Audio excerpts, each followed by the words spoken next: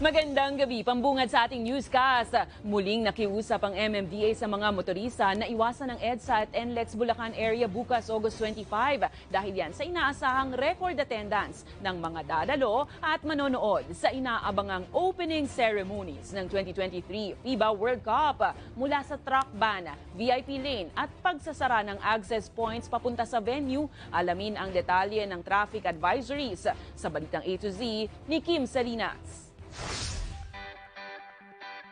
Bukas na, August 25, ang inaabangang pagbubukas ng 2023 Federation International Basketball Association o FIBA World Cup.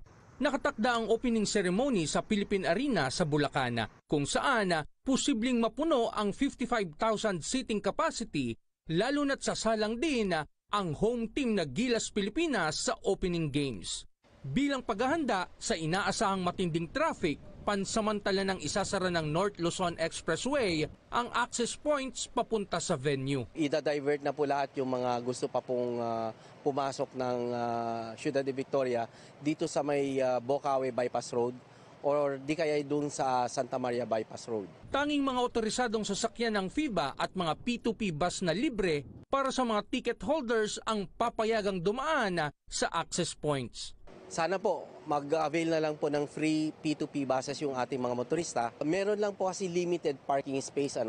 Ang computation po natin is kung magdadala lahat ng sasakyan yung ating mga kababayang manunood, nasa more than 10,000. Magpapatupad rin ng truck ban ang ilang lungsod malapit sa lugar. Ang local government units po ng Caloocan, Valenzuela, Meycauayan, Marilao, Santa Maria at saka Bocaue ay mag-i-implement din ng truck ban as early as 6 a.m. and then until 12 midnight. Inaasahang nasa 5 hanggang 30% ang madaragdag na bilang ng mga sasakyan ang babagtas dito sa Balintawak North Luzon Expressway dahil na rin sa pagsisimula ng FIBA World Cup. Bukod naman sa Philippine Arena, mayroon ding mga match na gagawin sa Araneta Coliseum sa Cubao, Quezon City at sa Mall of Asia Arena sa Pasay.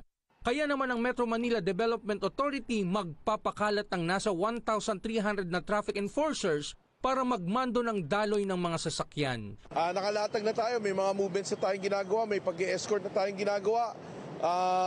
Dinadala natin sila sa kanilang hotel at saka sa mga events places.